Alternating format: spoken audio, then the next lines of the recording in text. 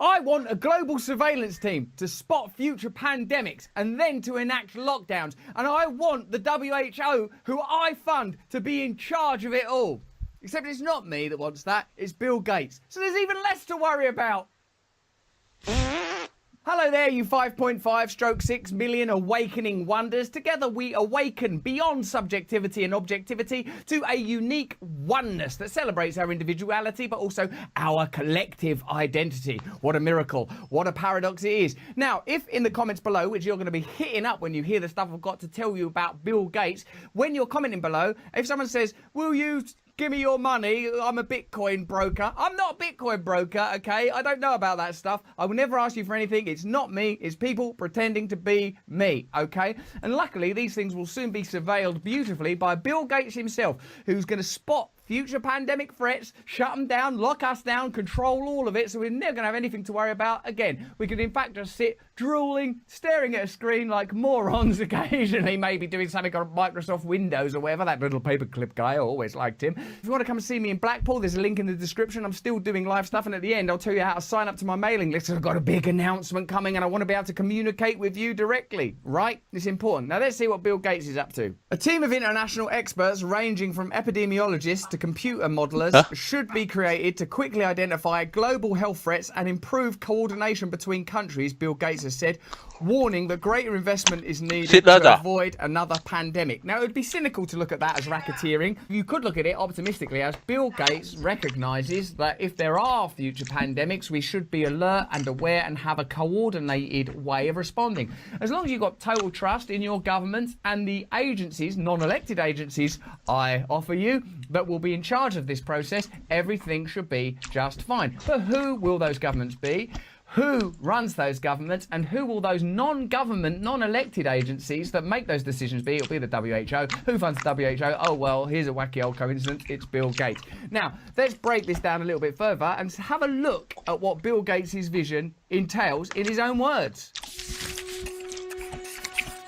If we make the right investments, we won't need to live in fear of another COVID. I think by we, Bill means government. If we make the right investments. And by government, he means you. Because government's money is your money. So essentially what Bill Gates is saying, I want your goodwill when your government invests in programs that I am going to suggest in order to prevent the next, inverted commas, inevitable pandemic. Let's see what else Bill's got to say and what motivates Bill. See, if you live in a world of transparency and trust, you will look at Bill Gates and go, I like this dude. He's cool. He wants nothing but to help people. I can look at his actions. I can look at his investments. I can look at his behavior. And I can see this is a person that operates entirely on a system of altruistic, philanthropic motives. If I see anything else in there that seems like it might be about power, control, profit, I'm going to have questions because I'm not an idiot. Here's how it should work.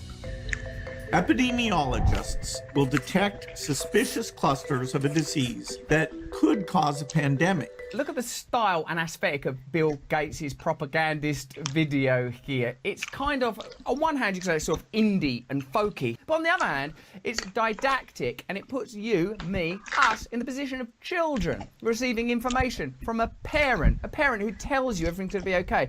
Well, here's the relationship I have with parental figures. As long as I know that I can trust you, I'm down with partnership. I don't need or want a parent. I'm an adult. A global team of 3,000 disease experts managed by the WHO. Managed by the WHO, don't worry about them. Called the Germ Team. And why are you doing it on maths paper? That's maths paper. Will track the disease and share data and recommendations with governments. Wouldn't it be a lot easier to accept this if there wasn't an evolving narrative around the pandemic that suggests there should be transparency and discourse and dialogue between opposing camps continually, no condemnation of people that dissent against the mainstream narrative, because why would you condemn people for being cynical when you've seen the profits that big business have made, the profits that big pharma have made, the controls that have been exerted, the mistakes that have been made, the censorship around particular arguments that go against the objectives of powerful corporations? All this has to be included. You'd have to be a child to just go along with this. Governments and pharmaceutical companies will work together. Yeah, governments and pharmaceutical companies work together, all right? That is my biggest fear. They've been working together all along. Countries and the WHO will work and the best way to allocate these tools. Of course, if there are going to be diseases, it would be good to have scientific solutions. But it's important that there is transparency and dialogue between the governed between government and those that it governs. One way that you might be able to bypass the complexity of that type of tyranny is by making it look all friendly, nice, and we're just sketching it out on maths paper. How about this? How about you never leave your house? And how about we give you a passport and we just observe everything that you're doing? And what about if you don't question my authority? How about you just shut up? How about we're involved in this conversation? Vetoed! And so this germ team will work with each country to do germ games. I don't like this germ team, germ game, squid game, dystopia, sci-fi stuff. Do you? The only way around this kind of complexity, this kind of diversity of opinion, this kind of insecurity around our trust of authority, which I would say is a legitimate distrust. Authority should not be automatically trusted. You should start from distrust and then see how authority behaves and then maybe decide on trust. At the moment, I don't think we are at trust. That's not where I am personally. You might be. And guess what, if you are? That's fine with me. Are you okay with my mistrust, my distrust, or do you see my mistrust and distrust as mis and disinformation? Diseases are always going to spread among humans, but they don't have to become pandemics. You can read more about this in my new book, How to Prevent the Next Pandemic. Hati Sidila baru terbuka. Tiba-tiba, PKP lah pula. Look at him smiling away, all happy.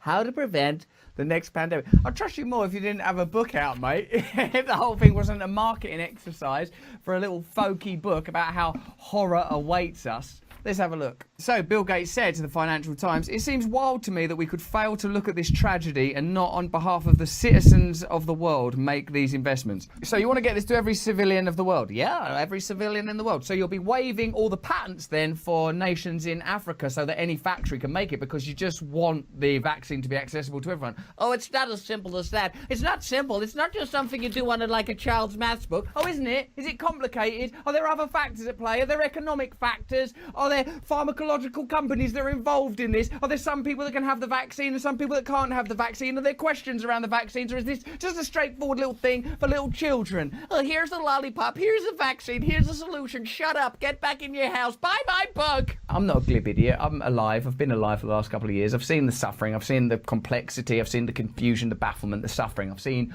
all of it. I'm just not certain that Bill Gates is the answer. Imagine a scenario like this. A concerning outbreak is rapidly identified by local public health agencies. If a threat is detected, governments sound the alarm and initiate public recommendations for travel, social distancing, and emergency planning. Okay.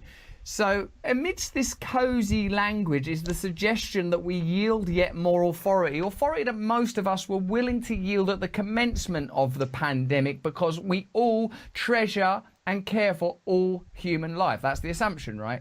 And this is one of the things that I would like to see play out elsewhere. If the premise that human life is sacred is one that we're running society on, i.e. we have all these lockdowns in order to protect human life, then across all areas of human life and civilization, you want to see that premise playing out. If that premise only plays out in particular situations, you have to look at what other factors are at play in those particular situations. Are there economic ones? Are there control situations? Yes, yes. Okay, so we're not only talking about the sanctity of human life, are we? Otherwise we'd be talking about it everywhere. They start using the blunt tools that are already on hand. Ugh, I don't want a blunt tool. Such as quarantines, antivirals that protect against almost any strain, and tests that can be performed anywhere. Okay, so lockdown and vaccines. We've already got there. So that book, How to Prevent the Next Pandemic, you know, I don't want to spoil the ending in case it's a bit of an Agatha Christie thing, but it's lockdown and vaccines and give Bill Gates more money and power. If this isn't sufficient, then the world's innovators immediately get to work developing new tests, treatments and vaccines, and this all happens quickly. Here's what I'd like to see in place before we go down that road again. No one can profit from any medicine that's used in an emergency situation, particularly not if it's mandated, because if something's mandated, obviously you've got no choice but to take it. So the idea that you're forced to do something that makes people money doesn't seem right to me. So there's not just one simple, clear-cut answer unless you believe in centralised power and centralised authority. And Bill Gates does believe in that. Nowhere in this video and nowhere in this book will Bill Gates go, listen, obviously you're all autonomous individual human beings, and we can see from all of our cultural conversations about diversity and identity that people are going to have a wide range of opinions on something that's global. So obviously people are going to want to do different things, and people are going to have different priorities. And we're going to respect that because we have to, because it's a democracy. And in a democracy, people have the right to be wrong. Even if they're wrong not to pursue certain medical treatment, or even if they're wrong not to observe certain measures, they have to be allowed to in a democracy, unless we're saying human life is so sacred that in the protection and preservation of human life, we're going to introduce these tyrannical measures, and we're going to acknowledge they're tyrannical, but we're doing it to preserve life. Have a look again at those videos of China where the people are wailing in the towers while their pets are executed, and see if that's the world you want to march towards. And believe me, you will be marching. This is from Politico in 2017, so 5 years ago. Let's have a little look at our old friends, the past. Over the past decade, the world's richest man has become the World Health Organization's second biggest donor. That's interesting, isn't it? Because when the current world's richest man, Elon Musk, buys Twitter, everyone freaks out. Not concerned that 5 years ago the richest man was controlling a World Health Organization. What difference could that make? What difference that can make? Oh, well, play a tape forward. Oh, look, there's this pandemic. Suddenly this guy's got a lot of authority. Oh, what sort of things is he suggesting? And do those things benefit him in any way? Oh, don't get into that. Look at Elon Musk. He's trying to buy Twitter. What if I can't say the F word? Or what if people do say the F word? Ah! Second only to the United States and just above the United Kingdom. The United States, biggest, most powerful country in the world. Then Bill Gates, a bloke who's good at computers. Third, England and history and the empire and everything. He's right between those two things. Sorry, United Kingdom.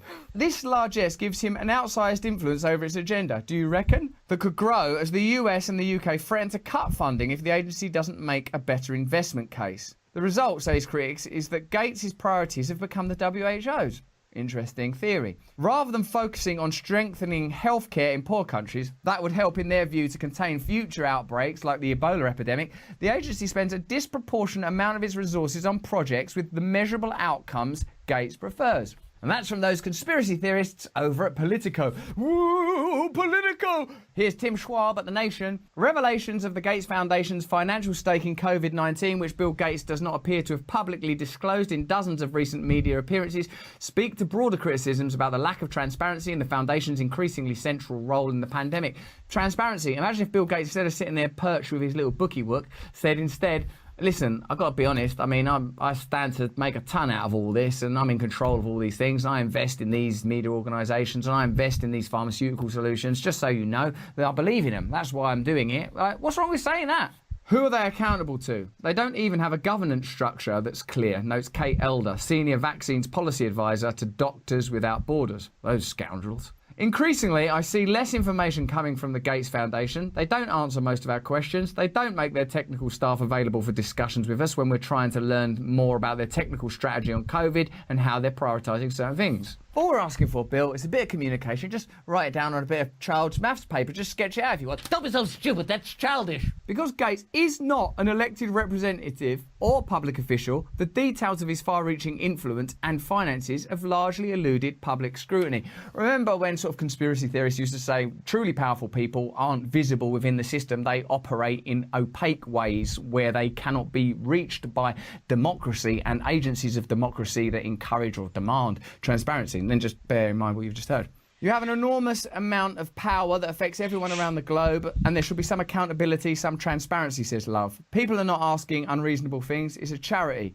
We're asking, can you explain what you're doing? Can you explain what you're doing? No. Can you show us what these contracts look like? No. Particularly since they're using their money to influence policies that involve our money. Here's a drawing I did of a tree with an apple on it. Bill Gates' tax records and investment portfolio bear scrutiny because of his leadership role in the pandemic, whose total cost to the global economy is in the trillions of dollars. Public understanding of Gates' finances is also limited by the foundation's maze of inscrutable investments. Now listen, when it comes to investments, I'd like them to be, of course, inscrutable. That means they can't be scrutinized. So I've decided to put them in a maze. It's always clear that your objectives are pure when stuff's in a maze. Inscrutable investments like its reported $100 million stake in GTIA Institutional Investors, a private fund domiciled in the Cayman Islands, a jurisdiction renowned for its financial secrecy. The company in charge of the fund, Global Forest Partners, said the fund-specific holdings are not publicly disclosed. Okay then, why don't you just write it down on a little bit of maths paper, do a little bit of a drawing for us, since it's all so simple. While the Gates Foundation is a non-profit organisation, its endowment still generates billions of dollars in income, more money over the last 5 years than the foundation has given away in charitable grants. It's making a profit. If the pandemic does end up delivering a financial windfall to Bill Gates or his foundation, it may pale in comparison to the political boost he's received as Earth's de facto vaccine czar. His widely lauded role in the pandemic already appears to have helped institutionalise and normalise his political power in other areas where the foundation works. Well, there you go. Bill Gates has a lot of power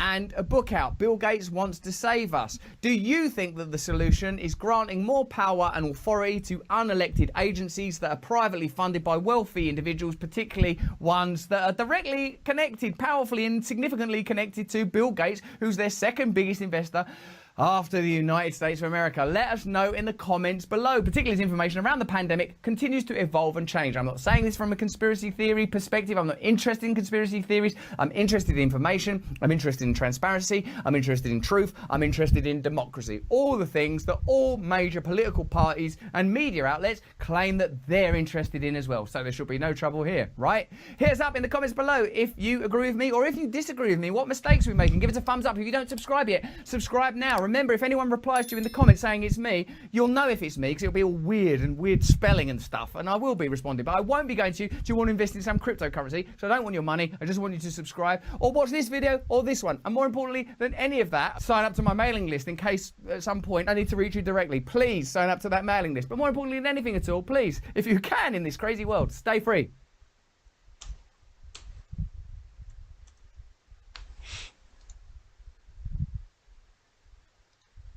If you've ever had this feeling, Apa nak makan? Perut lapar, cannot tahan. Tak lesa. if you've ever had this feeling that something was terribly wrong with the world that we live in, but you couldn't feel the beginning of time, but not anymore. Call for an uprising. This is a call for an uprising. Welcome to today's show. I want to put these clips together so people out there can understand what's going on. I know a lot of you are trying to wake up people in your lives and wake up your friends and anybody that you know, or even a stranger on the street. And that's what I'm trying to do. And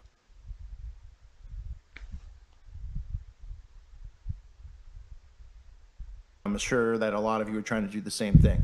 One of the things that people don't seem to understand is what is happening with humanity as a whole and how they are trying to connect human beings to the internet. People hear that and they're like, yeah, okay, they're trying to connect me to the internet. And then when it happens, of course, they'll never acknowledge that we all warned about it, and they'll go along with it because they'll be told the wonderful benefits of it, of, you know, living forever and not getting diseases and all this stuff. But it's the internet of humans, and 6G is going to be where this happens. 6G is going to be in place by 2030. That is the plan. And 6G is pretty much the end. This is connecting everything to technology. This is not just connecting cars. This is not just connecting your home. This is connecting you. And I want to show you some clips here where we see Klaus Schwab and we see many others talking about the internet of humans. Humans will be hackable. Humans will be no longer human because they will mix their DNA, which we're seeing already, with nanobots. They will be mixing themselves, a mixing of iron and clay like the Bible talks about. That is what's going down, and it's happening already. This is what their plan is. And if you don't believe me, listen to it out of the horse's rear ends as well, because these are the people that you're going to see talking who speak at conferences at the World Economic Forum and other places, the World Government Summit, along with your presidents, your world leaders, and your celebrities who all attend, from Joe Biden to Donald Trump. It doesn't matter what side of the fake pendulum they're on. They're meeting with these people, and these are the ideas that these people have for the world. And your government puppets, your actors in government, are going to be the ones that get this pushed across by destroying what's going on in the world now. And like the phoenix rising from the ashes, that is what their plan is, to come in and save the day and to connect humans to the internet and tell everybody out there that it's the new evolution of humanity live forever, don't get sick, and of course, be one with each other.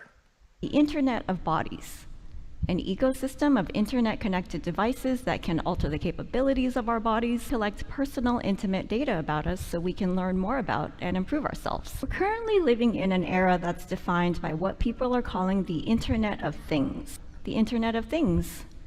Many devices are moving onto and into our bodies. There's a small but growing movement of people who are early adopters of radical technologies like self-implanted devices. I met a man named Aaron who had about 7 microchips implanted in various parts of his hands. These chips are about the size of a grain of rice and are implanted just under the surface of the skin with an enormous syringe. Aaron was able to unlock his smart front door with 1 microchip and scan another chip with his phone and pull up his personal website. Some of you might start Googling where you can get your microchip implanted, but others of you are probably a bit more cautious about the idea. Even though it's a proven safe technology, it's basically the same technology we use to chip our dogs and cats. The difference of this fourth industrial revolution is it doesn't change what you are doing. It changes you. If you take genetic editing, right. Just as an example, it's you who are changed. Yeah. And of course, this has a big impact on your identity. Yeah. And offers certain kinds of possibilities that have to be careful about. You know, when you began to do that kind of gene editing, some people worry that you are changing what it means to be human. That's the problem. And of course, the new industrial revolution offers us many opportunities, but it raises manifold questions on the ethical, but even legal implications. And we have to be prepared for it, and that's what we want to do in Davos next year. Talk about technology and how the ways it can be deployed, that contribute to growth rather than exacerbate unemployment. How will that implement itself? It's a big question mark because there is a fear that technology, robots, just to take one you gain element, productivity from machines. Exactly, and it replaces maybe the workforce or jobs faster than we can replace them with new jobs. Not everybody can be a robot polisher and so on, so there will be new jobs. I think the most important thing to know about living in the 21st century is that humans are now hackable animals. To hack a human being means to understand that human better than he or she understands themselves. In the 20th century, wireless technology integrated with the human body was nothing more than science fiction. But today, Wi-Fi connected devices like heart rate monitors and sleep trackers have become common parts of American life. How has bionic technology evolved so quickly from science fiction to reality? And what could this Internet of Bodies mean for our lives moving forward? RAND researchers are studying this phenomenon and what consumers and policymakers need to know as we veer into uncharted territory. The Internet of Bodies, or IOB, is actually an ecosystem. It's a bunch of devices that are connected to the internet that contain software and that either collect personal health data about you or can alter the body's function. We think of the Internet of Bodies as this collection of all these devices as well as all the data that the devices are gathering about you. And in healthcare, Internet of Bodies has been around for quite a while. With the advent of the internet, it makes a lot of sense to connect your pacemaker to the internet so that your doctor can be automatically notified if something weird happens, if there's an anomaly. It's natural in a lot of ways to want to understand more about your body, how it functions, how well it's doing. IOB devices could revolutionize healthcare. Unprecedented amounts of personal health data could inform treatment plans that are completely tailored to a patient's needs. There are pills now that have an electronic sensor that let a healthcare provider know whether you have taken the medication. Other things like precision medicine. So precision medicine is the idea of of creating pharmaceuticals or treatment like specifically for your body, for your personalized treatment. And I think IOB could really help with that, because nowadays a lot of healthcare is based more on, average reactions, whereas with data from IOB devices, you might be able to really more precisely treat a certain disease. But the Internet of Bodies won't be a cure-all. In fact, the largely unregulated market poses risks to the uniquely sensitive data these devices collect. First of all, there's the cyber risk of an actor potentially hacking into the system, whatever it might be. There's the privacy risk of all this data that's being collected, and the regulations about that data are really murky at the moment. And so there's not a lot of clarity into who owns the data, what happens to it, who it gets sold to, how it's being used. And there's even potentially national security and global security risks. A few examples of these risks have already played out in real life. For instance, in 2018, highly sensitive information. You might have seen videos like this before, but here's the big secret. Anyone can make one of these videos about U.S. military activity and base locations was inadvertently revealed by soldiers' fitness trackers. So this is a pivotal moment. What can we do to make sure we reap the potential benefits of the Internet of Bodies without risking our privacy, security, and personal autonomy? Consumers should be wary of IOB devices because as it's becoming more and more popular, all of this intimate data is being collected, arguably more intimate data than we've ever really recorded before. There's no clarity on what is being done with that data. With an old mechanical pacemaker, there's no data that was being collected and stored, and you could look at a history of someone's heart rhythms. Because policy tends to lag behind innovative technologies like this, it's probably up to the consumers and to the healthcare patients to really be aware of the devices that they're using and what is happening to their data, and to know what the regulations are in their particular state, because it does vary so much state by state. Even if you think you're not interesting or that nothing will happen with your data, there are a lot of unknowns that I think we need to be careful about.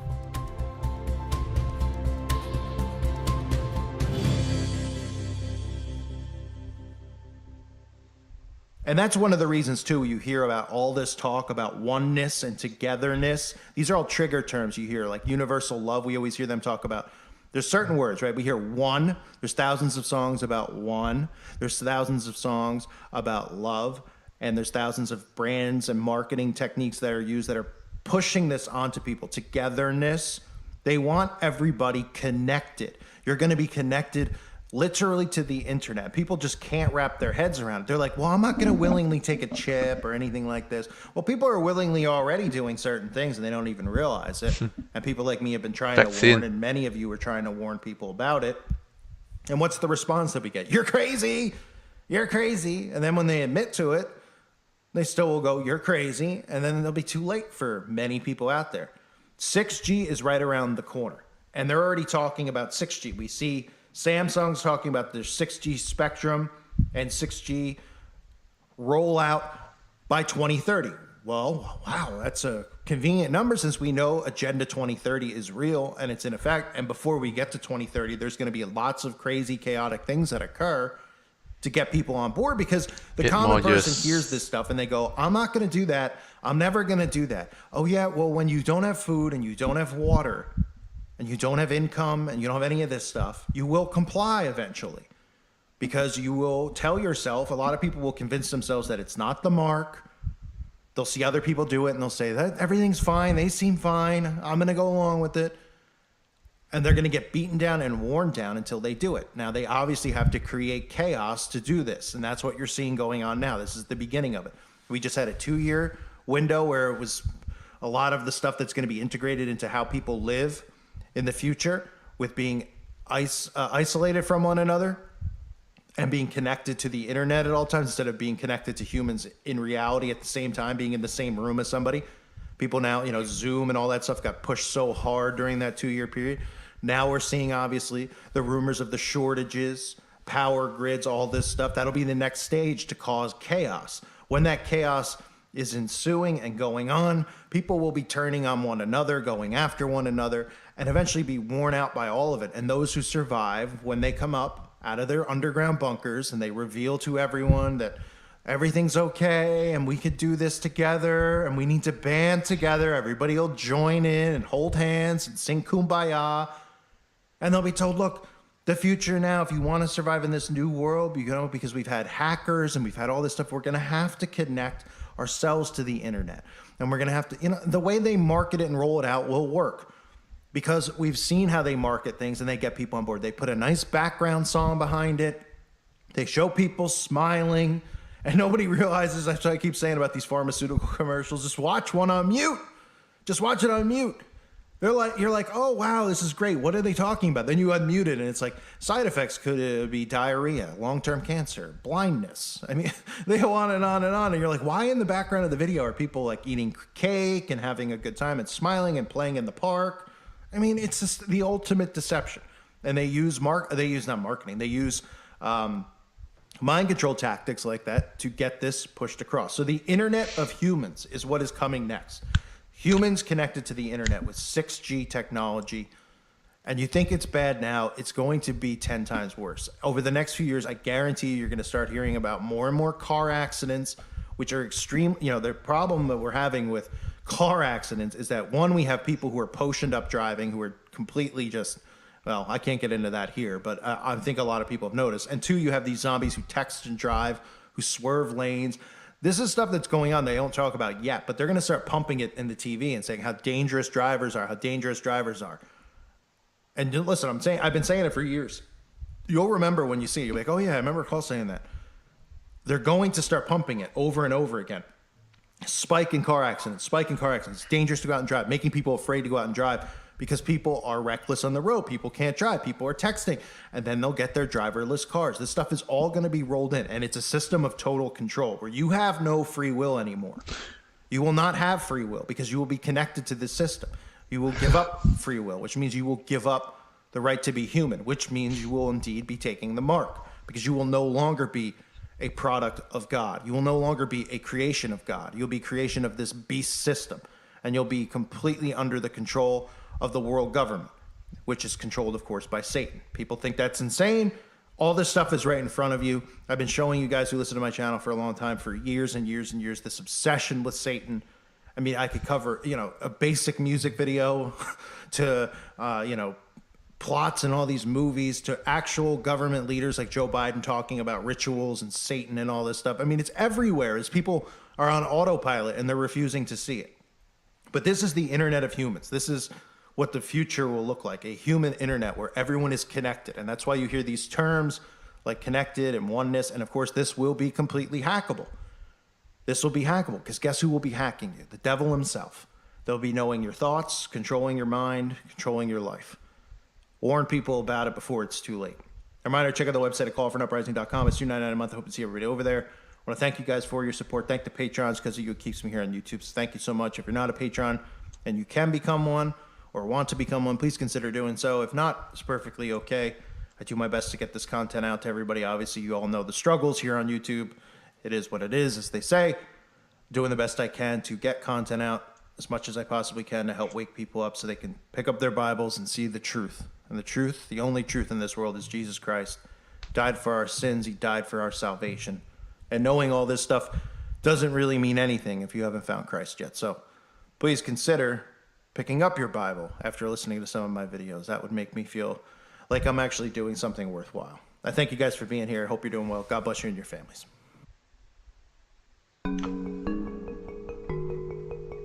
我对做饼很有兴趣，爸爸没有教我做饼干的，我自己看着就学做罢了，自己尝试做不好吃再做，一次又一次的尝试。recipe 没有写给我的，现在这饼干通通是自己的 recipe 来的。我是原香饼店的第3代负责人，已经有17年了。我的爷爷从中国来到马来西亚，首先是做面条。然后因为面条不耐，几天呢3几天就会发霉，然后就想到做饼干，因为饼干可以耐。我在原乡大概做了10年，开始回来的时候，我是要改革整个生意，因为我爸爸妈妈他们那代的时候呢，比较 focus on wholesaling 的东西。我是觉得我们做了这样多年，这么不够多的人认识我们当时的时候，所以我觉得我们应该 focus 回自己的 branding。所以我那时候是 refocus everything， 改变整个我们原乡的形象。我们时常有创新的饼干，顾客不会吃得很腻。夏威夷饼，夏威夷是我父母做的。我的太太很喜欢吃夏威夷果，她这么喜欢吃，做一个饼干叫老婆饼的给她吃了，用夏威夷果来做。其实我觉得接手原乡是我比较大的一个压力。因为我承受之前3代人的一个责任，所以我就要把它做得更好。我希望是很多国家都可以认识到原乡，不止在马来西亚跟新加坡，这更远的都可以认识到我们。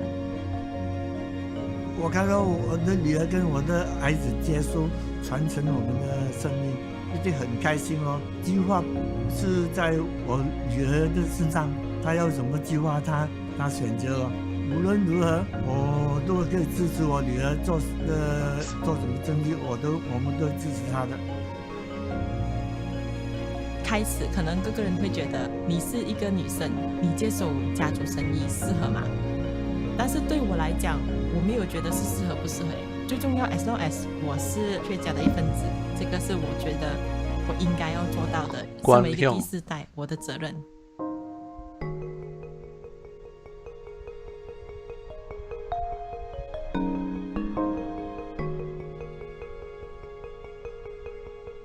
关掉。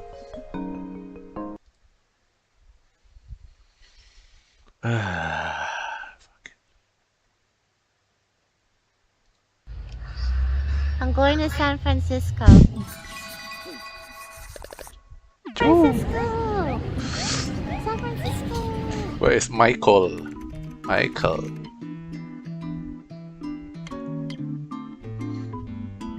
This is our hotel. Look, one bed for me and one bed for you. Let's go. Nice. We got separate beds. Finally. Yes. Holy shit! I hate sleeping. Oh my god. You take all No the blankets. sex until marriage. What?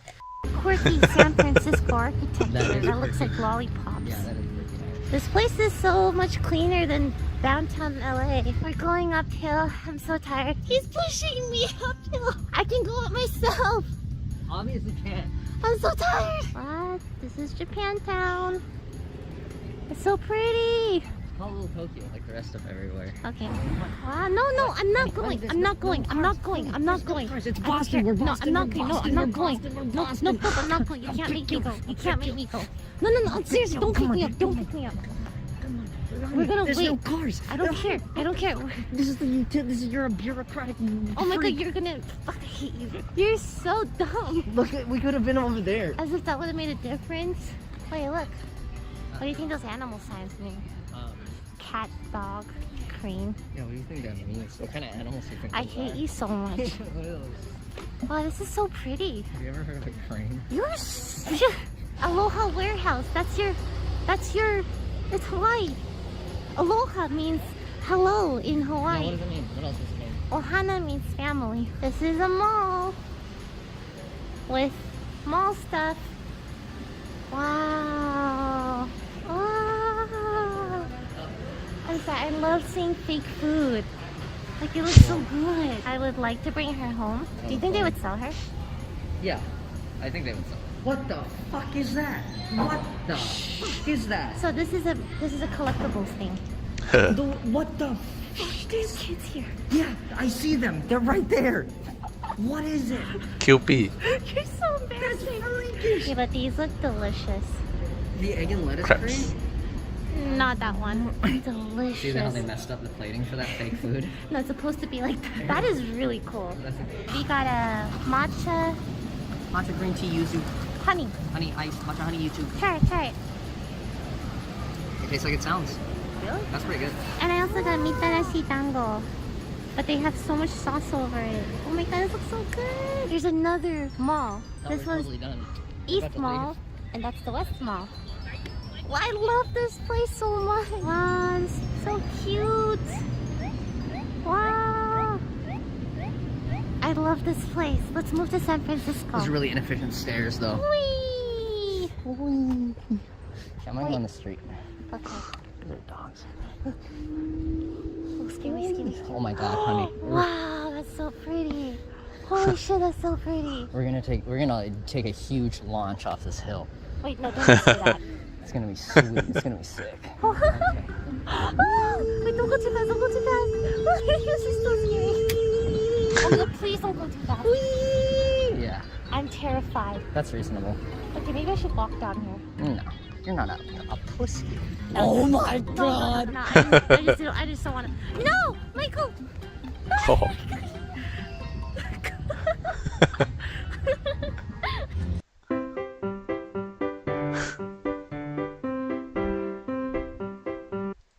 That's crazy. We're kings. We're kings. Oh my god, on this bird scooter, we're kings. There's the ocean. Let's go swimming. Yeah, I'd do it. What's that? You don't know what Alcatraz is? What's that? Alcatraz prison? Are you fucking with me? Fisherman's Wharf. Wow, that's so pretty. Wow. Busting. That's busting. It's so nice here. That busts. I want clam chowder. I want chowder. I want clam chowder. Oh, yes, that's exactly what I want. That right there. I want clam chowder. Honey, look at the bread shape like the crab over there. Yeah. You think it's real bread? Yeah. It's the crab bread. Oh, yeah. That's so sick. Is it real bread? Feel it, find out, fight it. Hey, take a picture of this. I have a triple nut tempting. We got grilled cheese, tomato soup, and finally clam chowder in a bread bowl. Mmm. Oh, that's good. This is also delicious. Mmm. That was so good. That was delicious. Time to walk back. Wow. Pretty. Holy crap. How are these people? They're playing in the park. How are they not gonna get stabbed? It's about to be nighttime, don't they know? How don't they know? Wow. It's Guys, so, holy crap, it's so pretty here. Look at all those buildings. that was fucking crazy. Wow. Yeah, no, I got. Yeah, I yeah, thought you wanted to walk. Oh, I can. I'm walking So right you now. could jog it too. I'm jogging. Yeah, just go ahead. You don't need to push me. Wow. Oh god, it's so pretty. Okay, for some reason Michael wants to go up these stairs. Guess what's at the top of the stairs? What's at the top of the stairs? More stairs. You're fucking kidding me. You're kidding me. How go on without me? I can help. No, you don't have to push me. Oh, my gamer body can't take this. Wow. Holy crap. Whoa. Wow. This is really pretty. Yeah, this is epic. You thought that was a rat? Yeah. Oh, look. Oh, where's the rat? Wait, we're not in Los Angeles. Look. What is this? What is that? Like, does it melt? Do I just eat the cotton candy? Or what? It finally melted. Can we eat it now? Neat. We're on a moped. This is fucking scary though. Here, I'm gonna go take us to the right side of the room. Why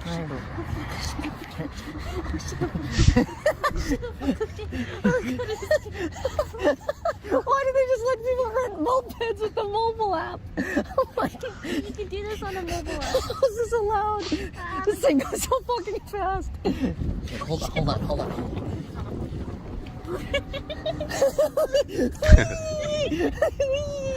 Crazy. This is actually so fun. Yeah. Tweeted, please recommend more places to eat in San Francisco, and a lot of people responded. There's this pizza place I want to try. I'm not really into pizza, but everyone recommended it. And then Michael really wants to go to this place he saw on Vice, and it just happens to be across our hotel room. There it is, right there. Kidding, decided to go get pizza. Now we are at Golden Boy Pizza. This one. Golden Boy Pizza. Wow. Pizza. Whoa. I think that's mine. That's yours, probably. Wow, even this looks really good. Want a bite? Nope. Okay. This is so good. It's more like a garlic bread than a pizza, so I can eat this. Normally I don't like pizzas, but I can eat this one. So we were just in Little Italy. Now we're in Chinatown, I think. I think just walking around here is really interesting. We got boba. That is good. Okay, we also got a box of coconut mousse. I got egg tarts and cream puff. That is a coconut mousse cake. Alright, and I got my cream puffs and egg tart. Your Really mouth? good. It's filled with vanilla. Oh no, are you gonna be like the class? This are you is gonna delicious. miss the bus? Try it. Oh. This is good. That's really good though. Right? It's delicious. Do you want the raspberry? And he's offering it to me. You're so cute. It's the best raspberry I've ever eaten. No, I don't want it. Okay. That's good. Okay, I'm gonna try the egg tart now. Pretty good egg tart. I like it. Nice and flaky. Rich in the middle. Creamy. I should be a food. Rich in the middle. Shut up! I'm trying to be a food reviewer. What else do they say? It's divine. You need lots of adjectives. It's yellow. It's yellow. GDC now. GDC! Which is a games developer conference. What's up, chat? Lily just turned into a huge Karen for a second. No, I didn't. She came into the customer service and she was like, what the fuck? You need to fix this Okay, right. no. She turned into a You're so annoying. monster. They registered me under Lily Pichu, but they needed my photo ID. So obviously my legal name isn't Lily Pichu, so they wouldn't let me pick up my badge. And I had to tell them, yeah, like, can you change it for me? But anyway, yeah, I got it now, so. Lily Pichu's my name. It's my full name. I don't know if you guys knew this. That's my name. It's almost like an anime con, but it's not really an anime con. You know what I mean? It's just because it has conference. Yeah. Conference will be similar because they're all conferences. No, but it's all like not anime, you know? Ooh, okay. It looks cool. There's flashing lights. That's cool. Wow, there's a lot of like mocap stuff.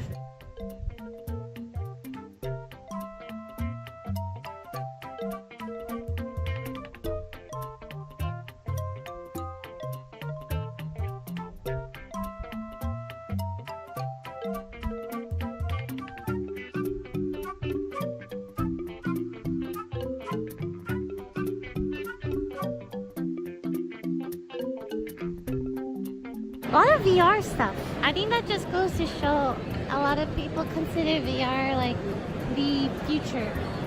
I've been crop dusting every single booth for the last 5 minutes. What does crop dusting mean? When you fart while walking by. I hate you. Do you see impressions? It's cool. I like it a lot. I mean, it's not like, I don't think you'd come if you're like not a game developer, like interested in So many technology or people, art or yeah, anything. they came up to us and they're like, why are you here? Yeah, that was like the first thing many people said to us. But I really liked it. Yeah, it was fun. We're just walking around. Pretty streets. Wow, that's so pretty. There's a stadium over there. Cool. It's pretty. No, stop. Get Those concrete things kind of look like dicks, right? What? Like if you stand right here, kind of looks like a cock. I hate. No, like you see that?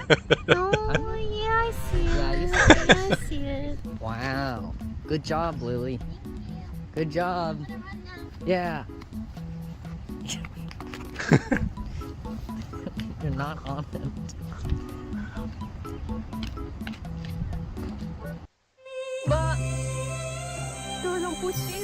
Inilah kisah pilu si Bang. My gosh. Oh my gosh. Oh, he's so cute. Oh, he's so cute. Oh, look at it. I'm creepily filming someone else's dog. Oh, it looks reminds me of Temmie. Oh my god, I love him. Oh, so cute. The dog just came up to me and gave me a little kiss. I miss Temmie so much. Oh my god. My god, they're coming. They're gonna kill us. They're coming. Oh, that's so many runners. They're coming for us. You're so stupid. You're so stupid. What do you want me to do? Do you think you can jump up? Like 2 feet? 2 feet like straight up. Yeah, like that. Yeah. Oh, nice. Hey, you did it.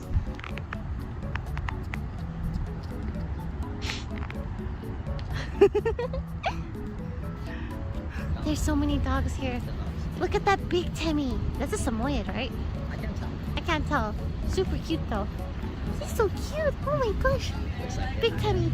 Is that the Golden Gate Bridge? Is it? Is that the Golden Gate Bridge? No, it's not. Is that the Golden Wait, Gate is it?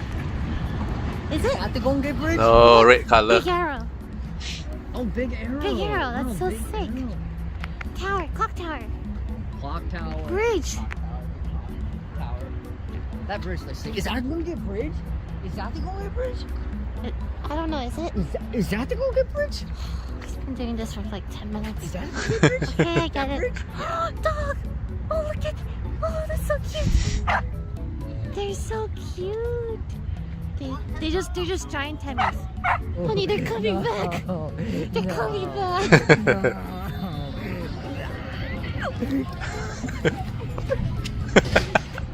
Bing bong. Bing bong. Zombie. Bing bong. Bing bong. Bing bong. Bing bong. We are going to Nippon Curry. Here it is. Nippon Oh, Curry. Nippon This Curry. looks phenomenal. Okay, this lighting Phenomenal. is really bad. But it looks The egg really looks This good. reminds me of Go-Go Curry. I love Go-Go Curry. Alright, taste testing. Mmm. That's good. So I got chicken karaage curry with a side of hard-boiled egg. How is it? I'm gonna bust. What? Really, I'm gonna bust. Oh my god, this is so good. The chicken is so juicy. So good. Oh my gosh. Oh my god. That was so good. I actually think, okay, this is definitely better than Coco's from LA. But, is it my favorite? I don't know. It was delicious. An excellent dinner.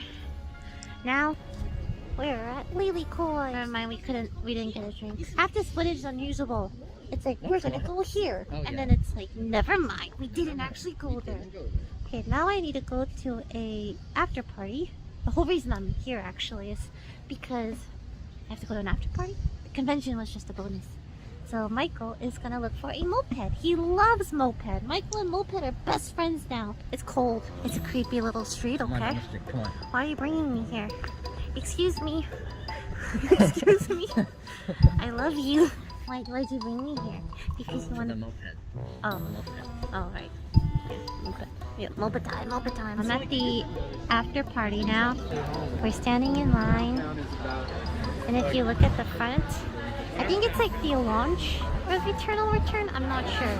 But you can see the character and voice over here. It's my character. That's her. Wow.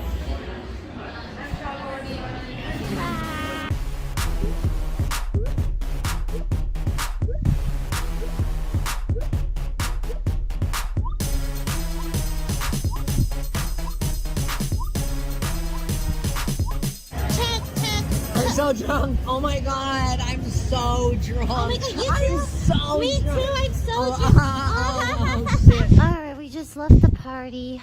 That was fun. A lot of arcade games, a lot of things to do, a lot of drinks, a lot of food, a lot of Michael.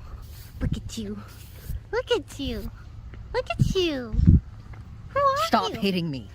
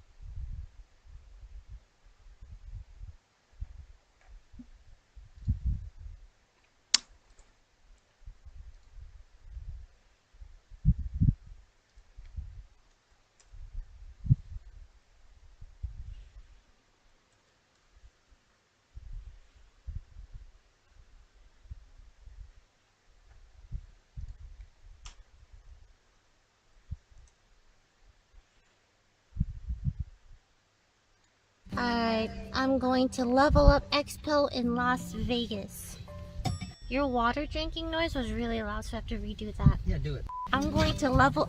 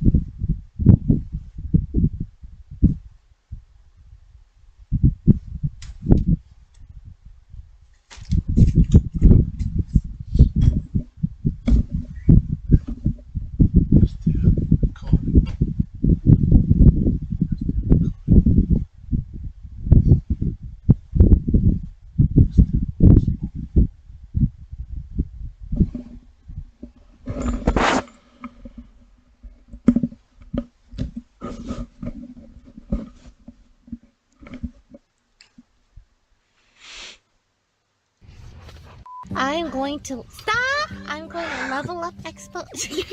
I'm going to Level Up Expo in Las Vegas. Why? Because I'm going to go to random conventions and try to have a good time because I'm sad. Flight was delayed.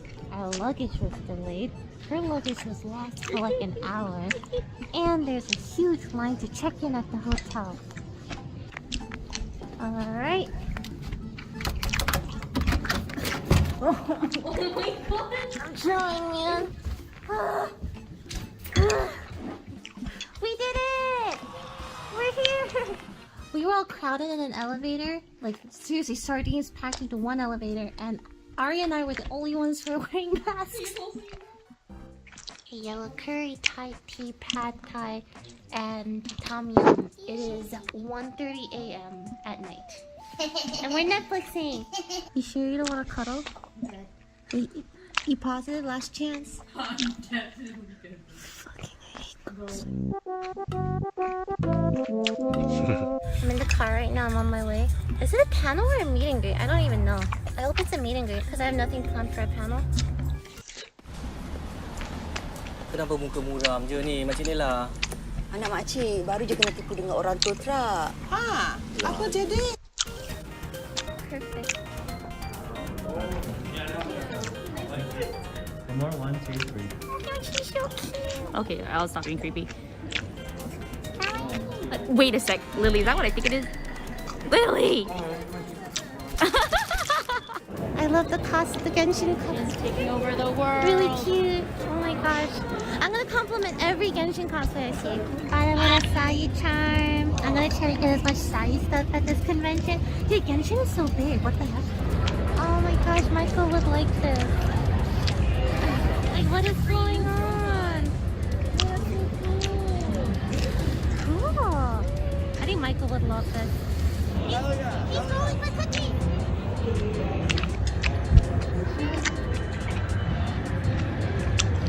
This is so sad. No one to play with. So play them yourself.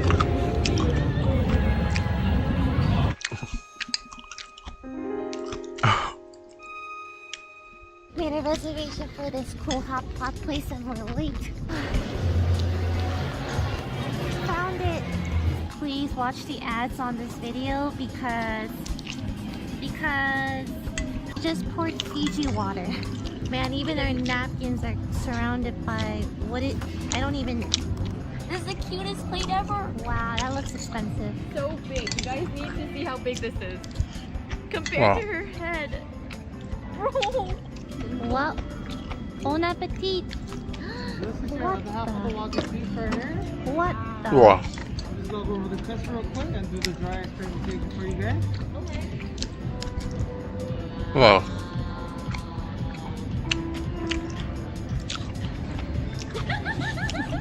This is so bougie. Enjoy. Thank you.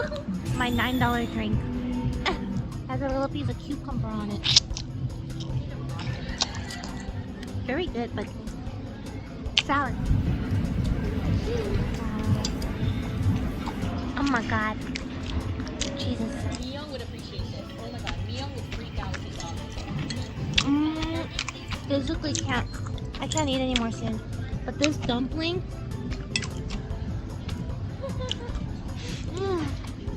What is this?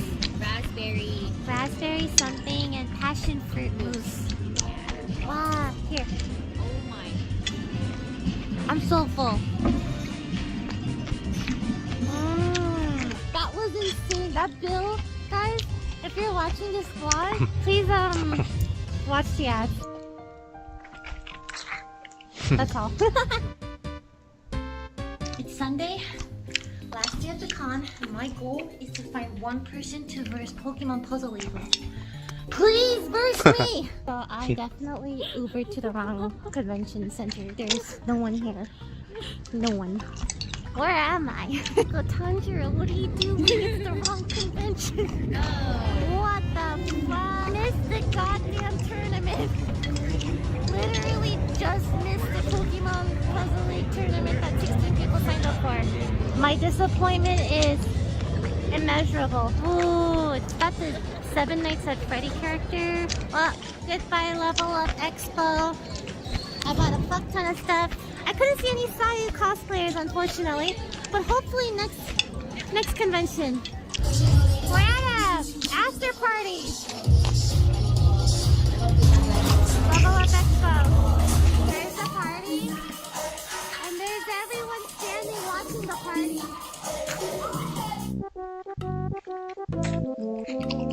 So, I'm on my way to Texas for Nishi Fest. I just spent the entire night in the ER because Michael had food poisoning. That sucked, but he's better now. So off I go.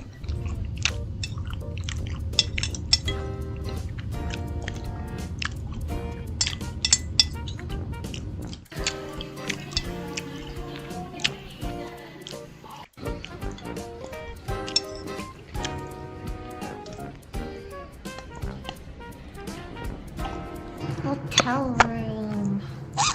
Review. Bathroom. Wow, wait a minute.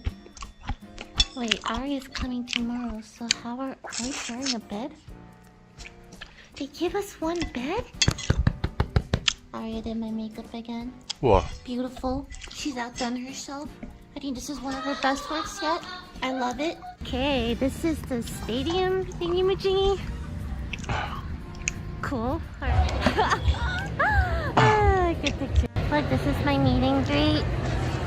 There's people who actually came to see me. It's really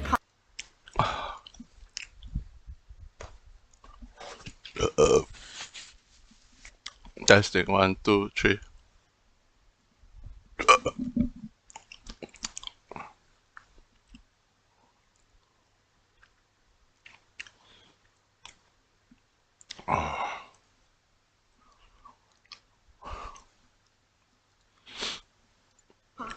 Someone bought a cut. Look, this is my meet and greet. Done herself. I think this is one of her best works yet.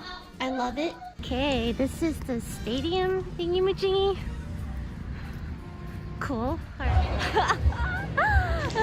Good picture. Look, this is my meet and greet. There's people who actually came to see me. It's really poggers. Someone bought a cutout of Michael's head. This is sick. I miss you. First time I've seen a Mooney cosplay. It's so cute. Look at this. For taking your time. No, this is so cute. Pichu and Sayu, this is so cute. Wow. About to go on a panel. I'm not sure what this panel's about. Something business or some shit. Anyway, yeah. You all look awesome, by the way. Wow. Good shit. So this is a very small convention.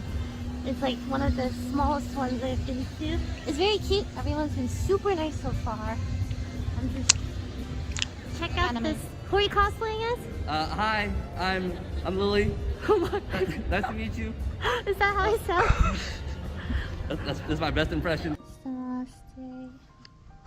I need a pack. There's actually no vlog footage because I couldn't find anything to do in Arlington. I still have makeup on my eyes. This definitely won't be a video.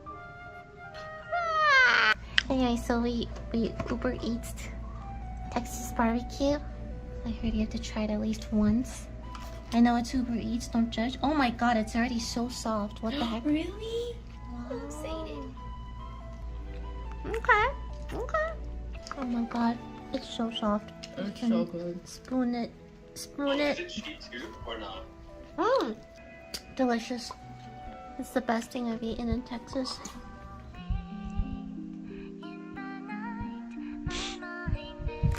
Did you guess why I like pomegranates? Because it has palm in it? Yeah. That's the dumbest fucking reason ever for liking Pomeranian. food. I love Pomeranian. I love my dog.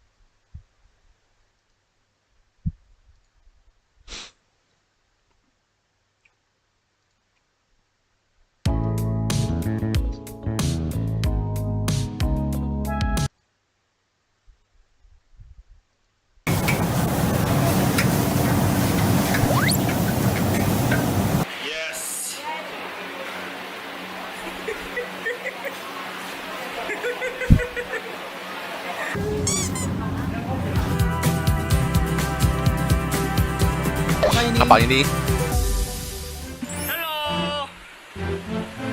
아, 나 진짜 이거 먹고 싶었어요. 미고랭 먹으러 왔어요. 미고랭 다 먹을 거예요. Let's go.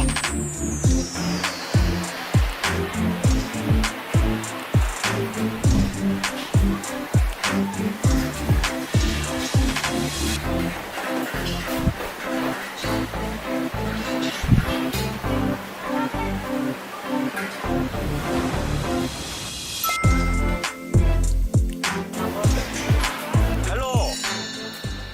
You said 미고랭. 야, 미고랭 로자. 로자. 미고랭. 미고랭. 미고랭. 어.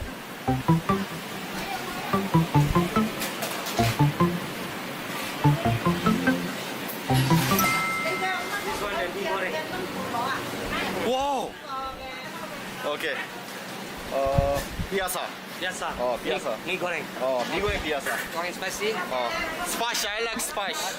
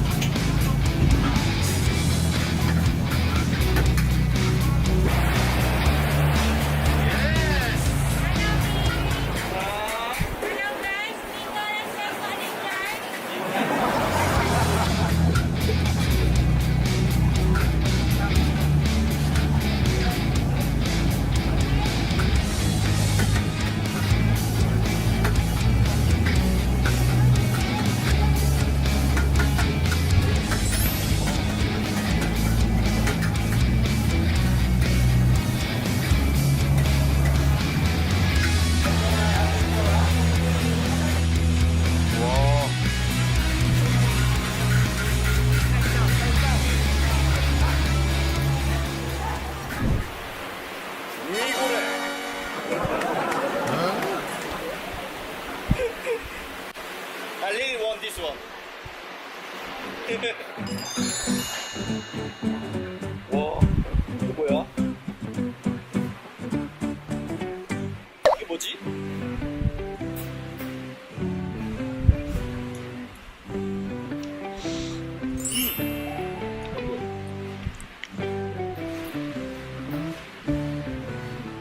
이거래.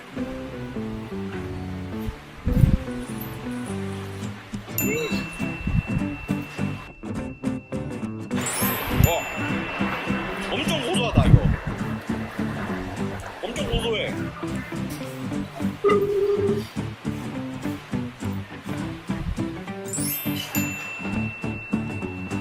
내용도 뿌려주고.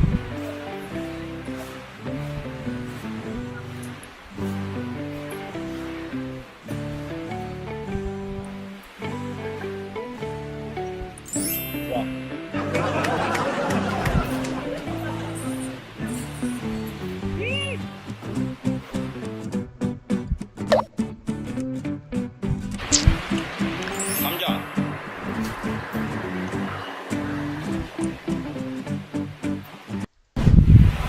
스파이시를 시켰는데 왜?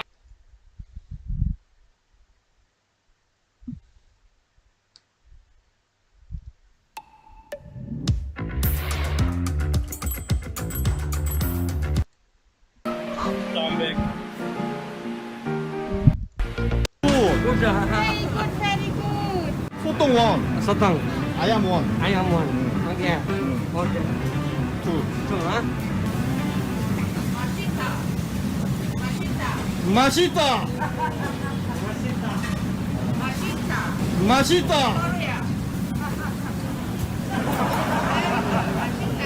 very good.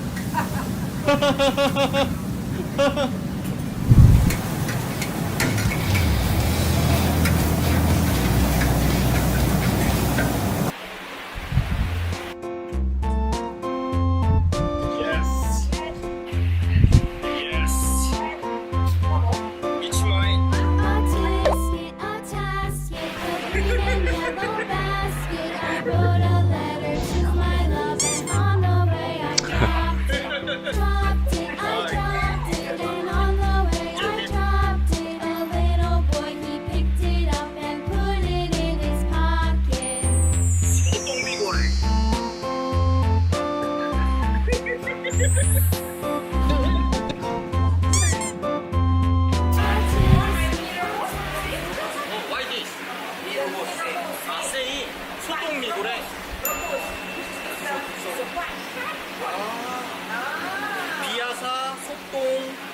치킨.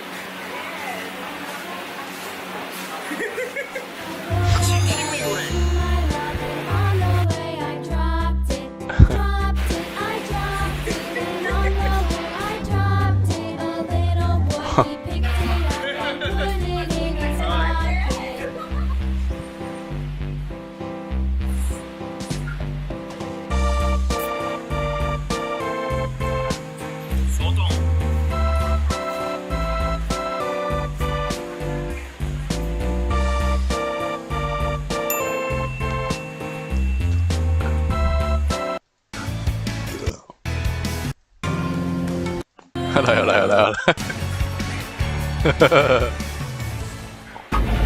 알아요.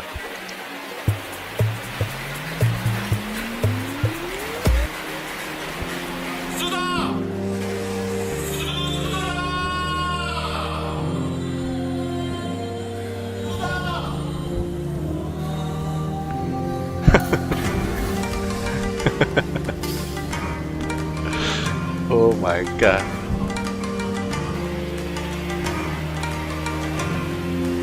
Ada.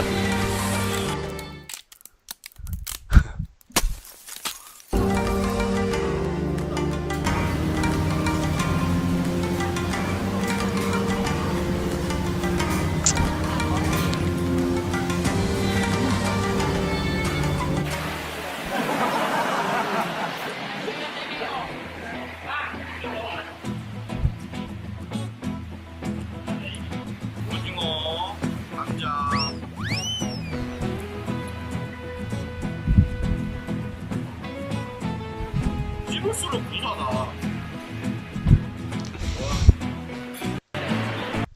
아직 간다.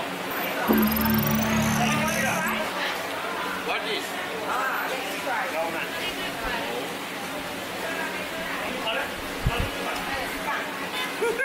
Try. Wow. Wow. Take one more. Kilo. More peanuts. Take one more. 이거. Take one more. Big piece. Take big piece. Try. Try. Good. Oh, good. One more piece. 오 마이 갓. Right. 와. 그거 줬어요, 손님이.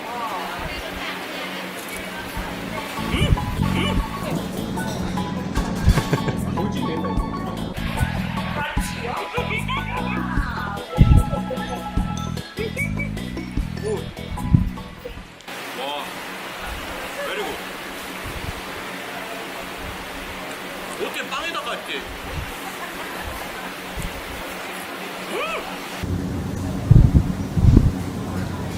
바이바이. Bye-bye. Enjoy your food. 땡큐. 이건 다이어트에도 음식 되는 음식이다, 다이어트.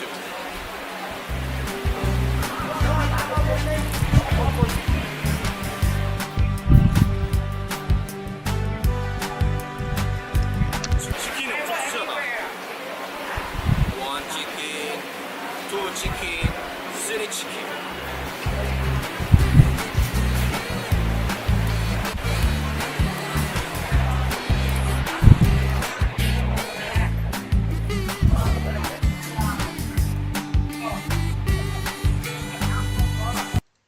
네, 요즘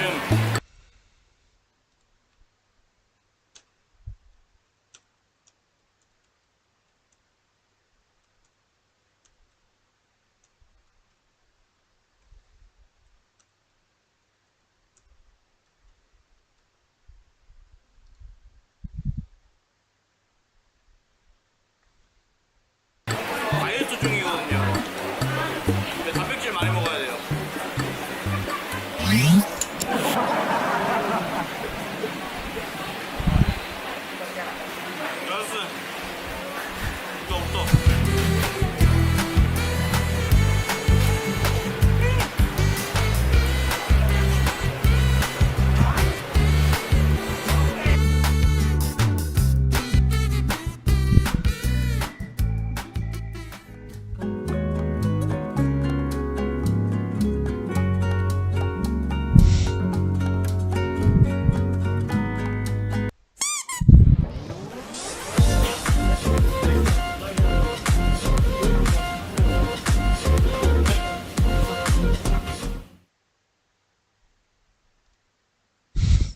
True, bro.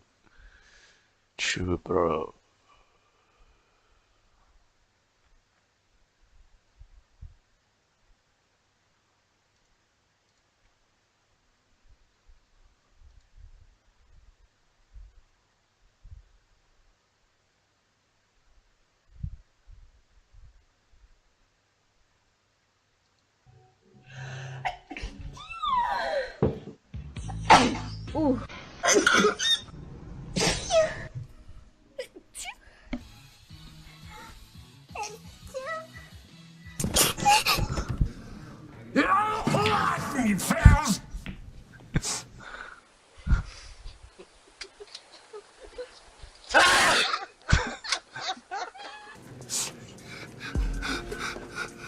Then maybe I wouldn't sneeze. Because I'm in control.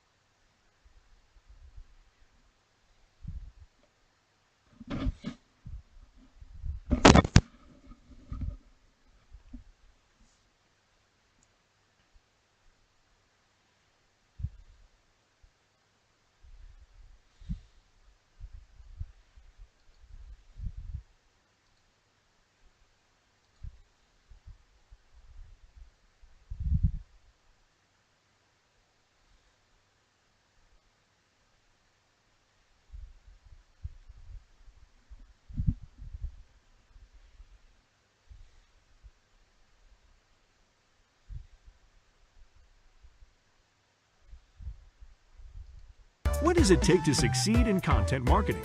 In 2021, 78% of successful brands had a documented content strategy. 46. Sup, you beautiful bastards. Welcome back to the Philip DeFranco Show. Buckle up, hit that like button unless you want me to punch you in the throat, and let's just jump into it. The first thing that we gotta talk about today is, in the wake of the Supreme Court leak, it's been very interesting to see. I couldn't pass up the opportunity to talk about how heartbroken I am over the Supreme Court's potential decision. Hit it raw anyways. And adding, if you've never been finished in without your consent, you shouldn't be making a microwave dinner with a band terrible in adding.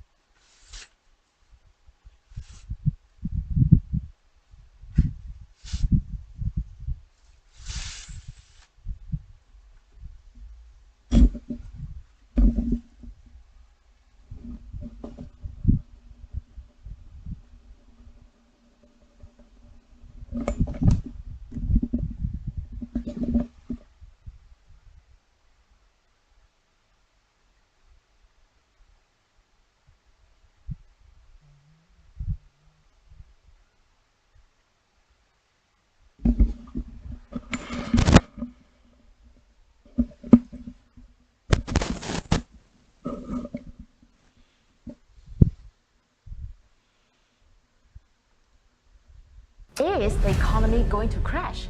Are we going to experience another major correction? How should I invest during this uncertain time? Hi, I'm Chloe in the. 好，大家好，我是老高，咱们今天来讲一个第7类接触事件——孟兆国事件。第7类接触是什么来着？是碰到了？不。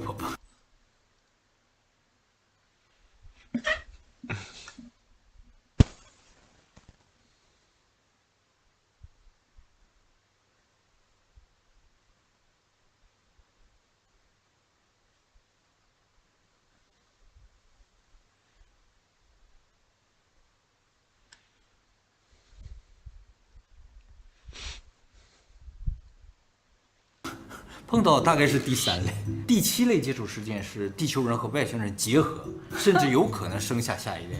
这个事情呢发生在30年前，也就是1994年的中国黑龙江省武昌市。那个地方有一个红旗林场，林场就是一片山，伐木的。对，这个林场有一个职工就叫孟兆国，就是这个事情的主人公。当时他27岁，今年已经54岁了。外星人喜欢这款的。有可能。那么这个林场范围内有一座山叫凤凰山，这个孟兆国就是在凤凰山上看到了一个飞碟，然后被外星人带到飞碟里，发生了第7类接触事件。凤凰山坐落于黑龙江省和吉林省交界的地方，这个地方呢现在叫凤凰山国家森林公园，变成了一个原始生态风景区了。整个山林年平均温度呢大概在2到3度左右，是比较冷的。山里面大部分地方没有路，都是乱石。整个山区里最高的一个山峰的高度呢达到海拔1700米。现在这个地方已经变成旅游区了，每年有不少人到这里旅游的。但是在1994年到这个山里面，主要就是林场的工作人员，还有就是当地的村民。林场的工作人员一般在冬天到山里伐木，夏天的时候呢，村民呢就到这个山里边去采野菜。这个山里边有一种非常有名的野菜啊，叫做微菜，长得像蕨菜一样。据说呢，当时可以卖很高的价钱。那么孟兆国第一次见到这个飞碟啊，不明飞行物呢，就是在1994年的6月6号。他和很多的林场的工作人员还有村民到山里采野菜的时候呢，就在对面的山坡上看到一个不明的反光体。不过那个东西距离他们非常的远，看不太清楚。当时很多采野菜的人呢都看到这个东西，有人认为啊这个东西可能是雪。它那地方冷嘛，冬天下雪吧，结果到夏天还没化，所以就反光。还有人认为啊有可能是塑料大棚，圆形的一个塑料大棚扣在那儿，合理的，是不是啊？孟兆国回家之后呢，就跟家里人说起来。不让说。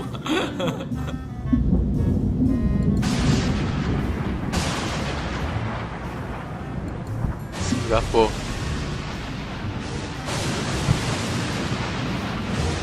哇！泄露天机，这事儿很重要。今天我要把这期讲下去。当时孟兆国也看到这个东西了啊，下班之后呢，他就跟他哥说了这个事情，说我今天在山上看到这么一个反光的东西。他哥说啊，应该是气象气球，因为他哥以前看到过气象气球，就圆的大的，有可能落在那个气象气球。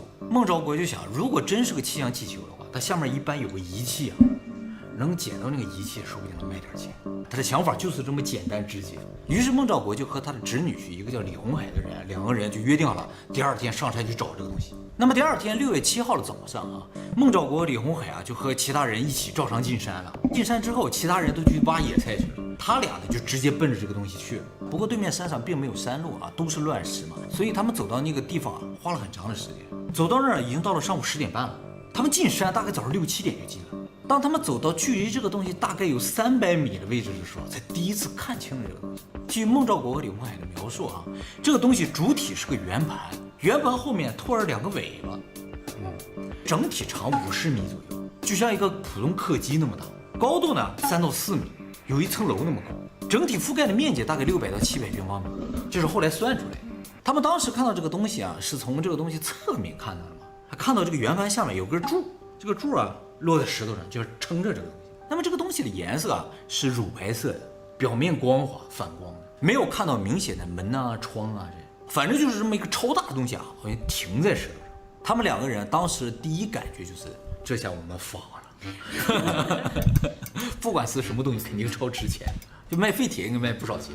然后他们就一点点开始靠近这个东西，当距离这个东西大概有150米远的时候，2个人突然同时被电击，就被什么都打了一下，然后退回来了就没感觉了，但往前再进一步就会又被电。哦，像结界一样啊，有个结界或者有个罩什么的。孟兆国说他还听到了像流水一样的声音，之后呢又听到了像破喇叭的那个声音。破喇叭？不，我也不知道什么声音啊，感觉上应该就是一种非常刺耳的电流音。然后他就尝试继续往前走。他为什么这么勇敢的往前走？是因为他觉得那个东西挺值钱，他也想办法拿到这个东西。他就继续往前走，结果又被打回来了。他觉得不行，他应该换一个位置，他就绕到这个东西正面去了。他一个人在侧面绕到头那个地方去了啊，又尝试靠近了一次，结果这一下差点把他打倒了。就是这么强烈的电流。他和李红海两个人都表示说啊，就是身上所有金属的东西，比如说纽扣、手表、腰带扣，他们上山挖野菜有那个刀啊，那刀啊都像触电了一样，就是碰到的时候会有麻刺痛感，而这个东西还发热。这次触电的时候也是同样距离这个东西大概150米左右的位置上，也就是说以这个东西为中心150米有一个结界。这一次被强烈电击之后啊，这个孟兆国就突然觉得有一点危险，两个人就跑了。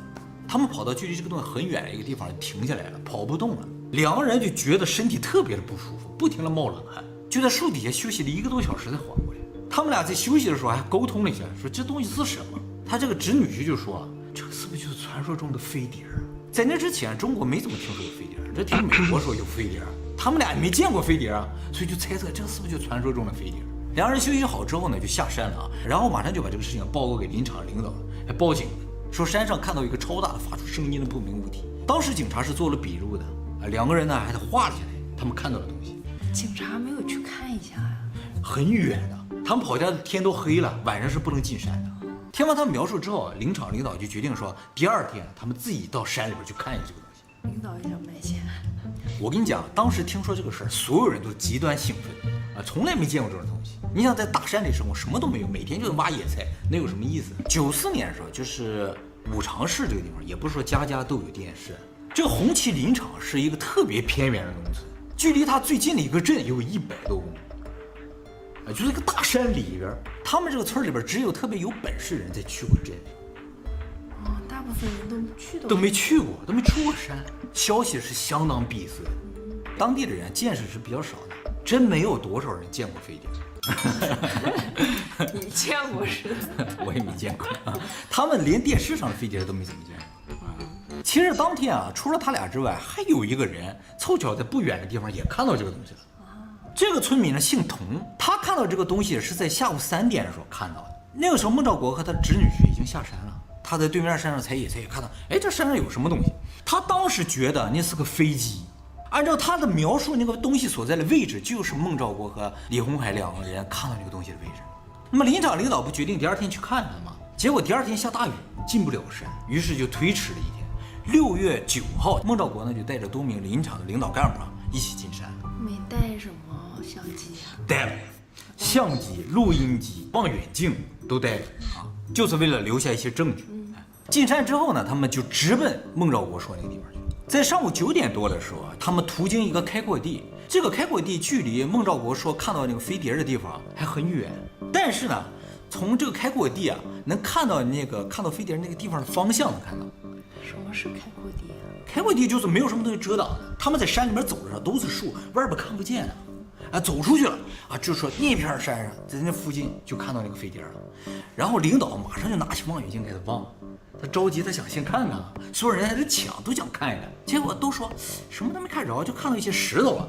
然后孟兆国就说：“我来看。”他就拿过来一看，说：“哎呀，看着了！”刚说完这句话，直接倒地，开始不停抽搐。哎，这他能看到呀？他就说了句看到了，然后倒地了。那他侄女婿来了吗？没来，第2天就他自己來。做緊殯葬業啦，講殯葬業係好難請人嘅。今日接觸到詹師傅之後，自己喺5日咧就 recruit 到5個人工。我係 James Fox，銷售領。他在抽搐的時候呢，還用手捂着眼睛，好像眼睛被什麼刺痛了，意識呢不是很清醒。然後領導馬上就讓幾個身強力壯的人呢背着這個孟兆國下山了，而剩下的人呢就又拿起望遠鏡看了一下，沒看到什麼東西，就決定呢繼續前往孟兆國說的那個地方。那麼這些人到了孟兆國所描述的那個位置之後呢，並沒有發現不明物體。那麼下山這夥人把孟兆國直接就送到當地的衛生所了。衛生所的醫生呢就對孟兆國進行了緊急處置。據醫生說，孟兆國被送來的時候脈搏正常，但是在对他进行检测的过程中，他对所有金属的东西有强烈的反应，金属一碰到他，他就会抽搐而且大叫，所以无法对他打针，也不能用听诊器。他当时眼睛是睁着的，是有意识的，但是呢无法进行正常交流，说不了话。然后大夫为了了解他当时的感受啊，就给他一张纸，说你写下来。结果呢，他就在纸上写下了一串英文字母。这个呢，明显不是英文单词啊，但是我查了一下啊，好像是克罗地亚语，是软化的意思。当然，这也可能是个巧合了啊。医生从来没有见过这种情况，只是怀疑这可能是癫痫。突发性的癫痫，什么引发了他不知道。其实后来知道有一种由光线引发的这种癫痫，而且癫痫呢，确实是会引发短时间的这种意识混乱。医生坚信他不是装的，因为他只对金属有强烈反应，对其他东西没有什么反应。医生为了测试他的条件反射，就是说他有没有正常的条件反射啊，就用烟头啊靠近他的眼睛，特别烫的烟头靠近他的眼睛啊，他没有任何反应，把他的睫毛都点着了，他都没有反应。这种对于危险的条件反射是不能够由大脑控制的，所以医生坚信这不是装的。好在后来他情况稳定之后呢，就被送回家了。回家之后呢，他也一直在睡觉，睡了好几天。在整个过程中，他有起来几次，一直就说自己头晕。这个事情过了1个礼拜之后呢，这个上面林业局的人知道这个事儿了，就派了一个姓关的工作人员到红旗林场来调查这个事情。这个调查人员呢，走访了很多当地居民，不少人都说他们在6月6号的时候，远远就看到这个不明的物体。很多人都看到。很多人都看到。然后呢，这个领导就直接就找到了孟兆国。可是孟兆国说他不记得6月9号之后发生的事情，就是他不记得领着林场的领导到山里边去了。自己晕倒了什么都不记得了，他只记得他这几天啊非常的不舒服，可能是感冒了，一直在家睡觉。但是6月6号的事情他记得。那么这个调查人员就根据当时公安的笔录，还有居民、林场干部的描述，写了一篇采访报告啊，并且呢把这个采访报告发布在6月30号的黑龙江当地的一个报纸叫《镜博晚报》上。然后这个事情就一下子引起全国的关注。不过大家在讨论这个事情的时候，发现一个问题啊，就是在这个报告中也好，还有孟兆国还有他侄女婿提到这个东西的内容当中，没有任何人实际上看过这个东西是飞的。它不算是不明飞行物，它没有在飞，只能算是一个不明物体。当然肯定也不是不明天气状况了啊。后来啊，中国有一个叫 UFO 研究会的这么一个组织，这个组织听上去好像是很民间很业余的，事实上我看了一下他们的采访啊，我发现这个组织非常严谨，就是一个很科学的去验证 UFO 是否存在的这么一个组织，和美国那种 UFO 组织感觉不太一样。就是美国的 UFO 组织感觉就是不断的收集 UFO 的资料，告诉这有 UFO 那有 UFO， 这个 UFO 组织感觉就是不断的在否定 UFO， 就想办法证明它是假的。更严谨，感觉更严谨一些啊。这个组织呢就在7月份的时候赶到这个红旗林场，直接就进到山里边去了。就找到了那个孟兆国说的那个他看到不明飞行物那个位置。他们发现啊，这个地方有一些奇怪的现象，就是首先有大片的碎石带，就是这个地方原先都是一些大石头，这石头都碎了，变成碎石了，而且这些碎石啊捏起来也特别的酥，这些石头也明显表现和周围的没有碎的石头颜色不一样。有一些大石头啊虽然没碎，但是有明显被翻动的痕迹，感觉这一片就曾经受过什么强大的外力或者是能量的作用。而且呢，周围的一些草木发黑了，为什么发黑不知道。那么在7月19号的时候，也就是这个事情发生1个多月之后啊，孟兆国呢突然说他想起了6月9号之后发生的事情，就找到这个调查组一个叫张倩怡的人，跟他说了一下这个事情的经过。孟兆国说6月9号就是他晕倒那天啊，在望远镜里啊看到了一个穿雨衣的人，他说是不是人也不知道了，他穿着雨衣嘛，没看清脸啊。他看到那个人的时候，那个人也看到他，然后抬起手，这手指尖啊发出一道红光，直接射到他眼里，他脑子嗡一下他就倒地了，开始不停的抽搐，无法控制身体。后来到医院什么他就不记得了，他只记得他再醒过来就已经在家里了，而且是第2天早上，一直呢就觉得头很疼，浑身无力，非常难受，身上也有多处伤口，就大腿内侧、腹部都有伤口啊。这有记录吗？是有记录，他身上现在也有伤口。在医院的时候已经有了吗？他不知道怎么产生这些伤口，有些人说有可能是搬动他的时候往医院搬，他不抽搐吗？挣扎吗？就有可能造成这些伤口。是医生做了很多测试吗？对，条件反射测试。不过这些症状，比如说头疼这些症状，在后来1个月时间里就渐渐消退了啊，伤口也愈合了。不过伤疤是有的。那么在7月16号的时候，也就是他找调查组说这个事情3天前的晚上，发生了一件非常不可思议的事情，就是他们一家3口在家里睡觉啊，那个时候是晚上10点多钟的时候。他们那个地方穷嘛，连路灯没有，晚上到了9点多钟就开始睡觉了。他老婆、他女儿3个人躺在床上，突然就听到屋外咔嚓响了一声，他就醒了，睁开眼睛，他就看到一道强光照到他这个屋里边，屋子里面越来越亮。当屋子亮起来之后啊，他发现他床边站着一个人，非常的高，身高能有3米。他怎么知道这个东西3米？因为他站起来之后，发现他只到那个人的腹部这个位置。这个像人一样的东西啊，有一个很大的圆形的头，眼睛很大，没有明显的鼻子和嘴，身形类似于人，通体黑色。这个人啊，通过意识跟他说走，就牵着他把他往外领。结果2个人就直接穿过了墙出去了，没走门，穿墙出去了。穿墙的时候是有个明显的感觉的，他一开始不知道怎么形容这种感觉。后来过了很多年，记者再去采访的时候，他说我终于知道这是一个什么感觉了。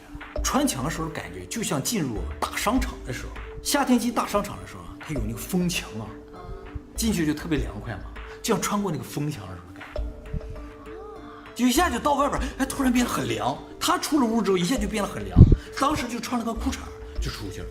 他遇到这个跟我看见的也挺像的，通体黑色，然后穿墙过来，是不是啊？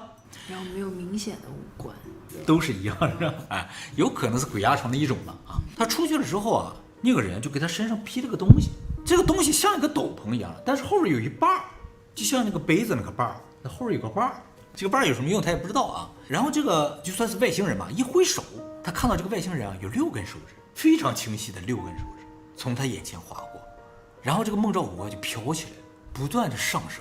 他说感觉那星星离他越来越近，然后忽悠的往下一沉，就来到他当初看到这个不明物体的地方。他当时升起来也好，下降也好，都有明显失重感。到了这个飞船附近，外星人啊就拿出来一个像烟盒一样的东西，好像是摁了一下，然后那个飞船就打开一个口，然后他就进去了。里边啊，他说啊，感觉脚是踩在地上了，但是又感觉像是悬空浮在那儿。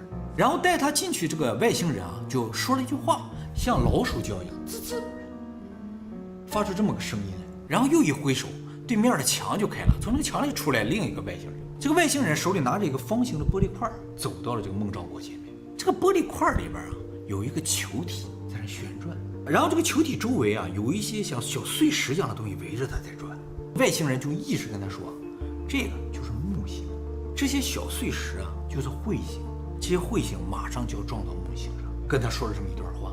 大家注意，孟兆国说外星人把他带到这个宇宙飞船里说这段话是在7月16号的晚上。事实上7月16号真的发生了一个非常著名的天文事件，就是休梅克黎维9号彗星撞击了木星。这个事情很有名啊，就是这个休梅克维利9号彗星啊，在撞击之前裂成了21个碎块，在格林尼治时间7月16号的晚上20点15分，也就是北京时间7月17号凌晨3点15分开始撞击木星。他是7月16号晚上10点钟跟外星人走的，外星人看说彗星马上就要撞木星了，而凌晨3点钟真的开始撞了。但他跟别人说这件事情是7月19号，对呀，哎，是在那之后啊。那么这21个碎片撞击木星的时候，最大的一个碎片撞击木星产生的威力啊，相当于地球所有核子武器加起来爆炸时威力的750倍，哎，就这么大的一个撞击啊！如果孟兆国这个事情真的是编造的，我只能说他挖野菜真是浪费人才。就是因为这个事情，这个调查人员觉得孟兆国说的事情是真的。我们来，因为他不知道那个撞击的那个新闻吗？因为啊，这个调查人员去调查了一下孟兆国的这个他的背景。孟兆国6岁随父母来到了红旗林场，之后就一直生活在这里，只有小学5年级文化水平，最远就去过100公里之外那个镇上，也没去几次，一生绝大部分时间都生活在这个大山里，以伐木和采野菜为生。Stock market 已经 recover 了，你该怎么做？现在是开始买入的好时机。recover 个屁！朋友，他是不是从收音机里听来新闻了？有可能，但是啊，他能够换算这个时间，都说的这么清晰啊，有木星有彗星撞击啊，真的是很难。就是说，如果他能够在这短短的几天时间里就编造这个事情，把这个事情圆上，说这么一个故事，像科幻故事一样，你说这个人在这个大山里是不是浪费人才？就是说他们这个地方的人的见识就是说有没有飞碟都不太知道，什么9大行星可能都不太了解的这么一个状况。只是这个人16号晚上没有办法来跟你说嘛，只能在那之后跟你说，对吧？外星人没有早告诉他，是吧？早告诉他。目的是什么？不知道。所以他问了一个非常朴实的问题，就是他们为什么要相撞呢？问外星人。外星人说如果你们地球再不保护环境，那么你们地球有可能在一段时间之后，就像这个彗星一样，撞击到另一个星球里面去，永远的消失。说完之后，这个外星人把这个手里这个玻璃块一松手，他就自己飘回墙里了。然后这两个外星人又吱说了几句话，好像交流了一下，这个孟兆国又飘起来了，越飘越高，他的意识就渐渐变得朦胧了。等他再恢复意识，发现自己已经在家门口，在院子里，还是晚上。然后他看到一个火球从他眼前嗡飞走，就说外星人把他送回到院子里了，没有再给他送回到屋子里。他不就穿了个裤衩吗？很冷他要回屋里边去，结果发现屋门在里边锁着，他回不去，他穿墙出来，他就砸窗，他老婆起来了，说你怎么出去的？他就没法解释他就进来，他回到屋里看了一眼表，7月17号的，没有办法来跟你说，木星就彗星撞击真的是很难。就是说，如果他能够像故事一样，你说这个人在这有没有飞碟都不太知道，什么9大行星，16号晚上没有办法来跟你说，对吧？外星人没有早知道，所以他问了一个非常朴实的问题，就是他们为什么要相撞呢？问外星人。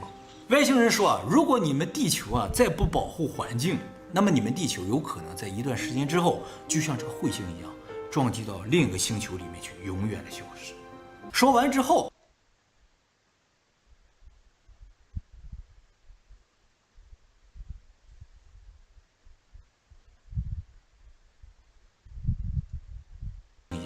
撞击到另一个星球里之后，就说如果你们地球再不保护环境，那么你们地球有可能在一段时间之后，就像这个彗星一样，撞击到另一个星球里面去，永远的消失。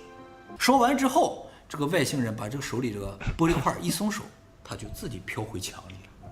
然后这两个外星人又吱说了几句话，好像交流了一下，这个孟兆国又飘起来了，越飘越高，他的意识就渐渐变得朦胧了。等他再恢复意识，发现自己已经在家门口，在院子里，还是晚上。然后他看到一个火球从他眼前嗡飞走，就说外星人把他送回到院子里了，没有再给他送回到屋子里。他不就穿了个裤衩吗？很冷他要回屋里边去，结果发现屋门在里边锁着，他回不去，他穿墙出来，他就砸窗，他老婆起来了，说你怎么出去的？他就没法解释他就进来，他回到屋里看了一眼表，7月17号的凌晨3点40，彗星已经开始撞击木星了。他说，也就是在这个过程中，他回想起以前的事情了。那有没有第7类接触没错，其实到目前为止，我们的描述顶多就到第4类接触，就是有人被外星人劫持做实验。那么这个第7类接触究竟在哪儿呢？就是后来过了挺长时间他向媒体表示，其实他隐瞒了一部分，他没好意思说就是他被击倒之后，其实他一直是有记忆的。他并没有失忆，他在家休息这段时间意识也是比较清醒的。他之所以没说是因为他被击倒之后就在他眼前出现了一个女外星人，他当时就被吓坏了。他很多的这个抗拒反应，其实不是在抗拒金属，而是在抗拒那个外星人。不要过来，不要过来，是这样一种抗拒反应。那为什么别人看上去是抗拒金属？这就很奇怪。而且这个女外星人只有他能看到，别人谁都看不到。后来他被送回家，他醒过来，发现那个女外星人在他家里，他都吓死了，他都不敢醒，就天天搁这睡觉。这个女外星人一过来，他就抗拒你后来他渐渐发现，这个女外星人好像也不坏，对他也挺好的。结果呢，他们两个人就结合了。当然，他只是感觉他们结合了，他就觉得自己飘起来之后，那个女外星人到他下面去了。然后这个状态持续了40分钟左右，他认为是一种结合，他认为的结合之后呢，这个女外星人就离开了，就再没有出现了，并且他也知道他身上这个伤口怎么来的。怎么来的？就是这个女外星人在他身上注射了一个东西，腹部也注射，大腿也注射了。他最后尾回到那个宇宙飞船里的时候，这个东西被取走了。那疼不疼？他说注射是不疼，但取走是很疼。究竟取走什么他也不知道。那么他在飞船里边其实还问了外星人其他的问题，他说我能不能再见到那个女外星人？这外星人告诉他说不能。不过外星人表示啊，在60年内你的孩子将会出生在其他星球上，你也许有机会再次看到你的孩子。说了这么句话，所以到此为止，这个事情就直接上升到了第7类结束。后来很多组织和个人都来调查这个事情啊，基本上排除了集体伪造这个事件的可能性。为什么呢？因为所有目击者对于这个不明物体的描述用词啊和描述的角度都有不同，不像是说好的，说好了大家应该说的差不多，他们说的都有不同，都从各个角度来描述这个东西。而且很多人怀疑，就是说啊，你们肯定就是想造一个外星人吸引游客来，而事实上，当地人并没有想要繁荣当地，他们都想离开这个村。没有人想把这个地方闹繁荣了之后啊，在这收门票挣钱，没有。都想尽快离开这个地方，所以不存在说啊，我弄个外星人吸引外地人来看，没有人有这个想法。而且孟兆国本人在这个事情上也没有得到任何明显的好处，反倒呢可以说毁了他的人生。怎么回事呢？就是因为这个事情啊，基本上基于他的供词，没有任何物证了。看到一些不明现象也不能构成物证了，所以来自全国的质疑的声音是远远大于支持的声音。很多人都来找他。就打扰他的工作嘛，所以以采访的名义，但也打扰他的生活工作。他的女儿就因为这种打扰直接辍学了，都上不了学了啊，就这么严重。后来他太太也因为重病离世了嘛，孟兆国呢就辞去林场的工作，离开了自己的家，到了哈尔滨，就离那个地方很远的一个地方，一个大学的食堂里去工作，算是隐姓埋名了。不过在2017年时，又有媒体找到他了，他说他非常希望这个飞碟永远飞离他的人生。飞离了？难道现在？就是有人不停地向求证啊，说你怎么这个怎么没讲，那个没讲，就想听到更多的细节嘛。知道他在食堂，就上食堂去找他。毕竟在中国这种 UFO 事件不多，他是唯一的一个，算是唯一一个证人嘛，最了解这个事情的人啊。那还有他的那个侄女婿呢？侄女婿也有人去采访，对于这个不明物体的描述，他和那个孟兆国是完全一致的。What does it take to succeed in content marketing? In 2021, 78% of 我看了他2个人采访，我觉得这2个人没有说谎，肯定是看到这么个东西。但至于他后来和女外星人也好，进到外星人飞船里面，我也觉得有可能是梦。孟兆国这个人啊，我看他说话的感觉啊，这个人就是一个非常友善的人，不像是啊，对，就是自己看到一个这么个事情很开心，想告诉别人，但是词汇也有限。也描述不太清楚，大概有那么个东西。其实凤凰山这个地方，除了在1994年，后来在2005年、2012年都有发现不明飞行物，这真的是飞行物，也被拍下来了。这张照片呢是在2005年11月12日的时候，在凤凰山的一个山顶拍到的。这个位置呢，海拔有1700米，山顶有很多石头，叫石海啊，还有积雪啊。当时在山顶总共有7个人啊，包括一个当地林业局的领导，一个旅游局的领导。陪同哈尔滨吉华集团的5名工作人员来到这个地方考察的，考察石海。当天阴天，有云雾，能见度不高啊。当时吉华集团的1名员工正在准备给另1名员工拍照，一下看到他后面有这么个东西，直接就给拍下来，说大家看。所有人都看到天空上悬浮着一个碟形物体，这个东西外边包裹的像云层一样，包在它外面，也很合理的，外面包着云层，包着一股云层啊。这个东西啊，虽然被包着，但是里边感觉是亮的，直径有上百米，超大一个东西，挺大的。不过呢，它总共出现时间不超过10秒就消失了。2012年7月8号的时候，这个是夏天了，又有人在凤凰山这个地方看到不明飞行物了，这也拍下来了。发光体，这个呢是当时景区的一个负责给游客照相的人员照下来的。他正在准备给游客拍照，结果发现这个东西给这个拍了。这个东西出现在15点42分。同时被多名游客、工作人员看到，它出现之后很快也就消失了啊！当时就5名游客直接就报警了，说看到不明飞行物啊。可是后来被拍到都是旅游局的领导，没错，是啊，这有点嫌疑吧，是吧？但是人也确实拍到了啊，而且描述的情节是合理的。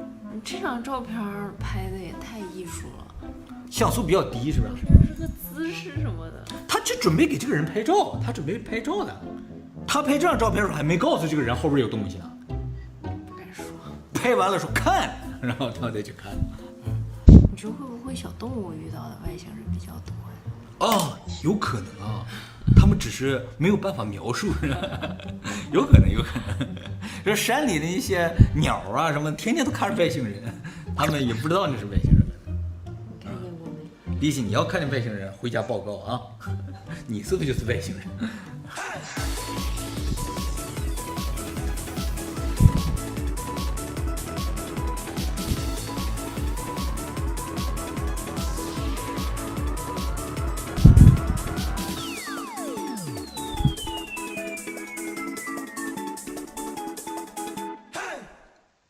先等等，你知道为什么很多人试着在网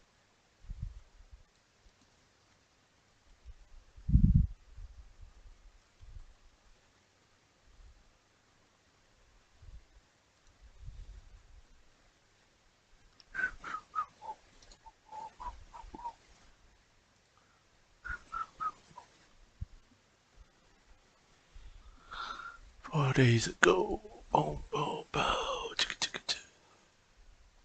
Sydney bought her bodyguard new shoes. Sydney, you're so cute. Oh. Bodyguard? Yeah, we hired.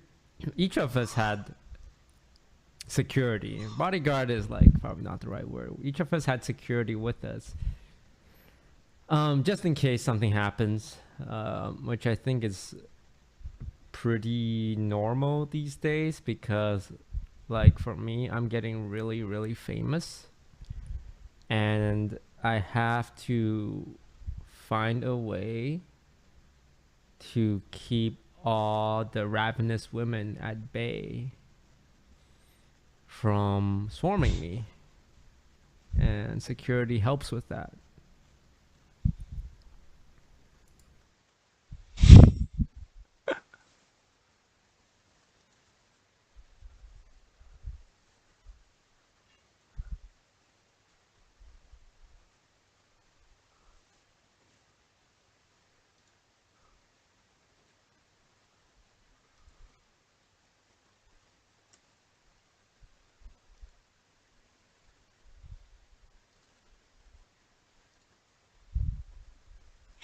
I gave my goldfish 50,000 to trade stocks.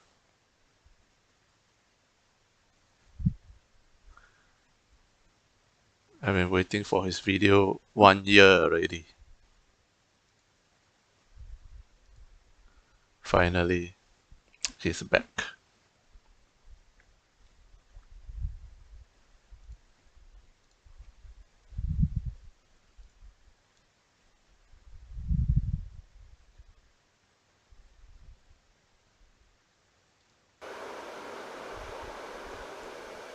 $2:30 a.m.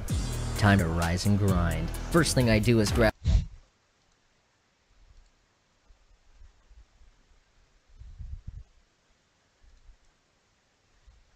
breakfast. Wish I had time to cook, but I'm far too busy for that. It's been 6 months since I quit YouTube to trade stocks.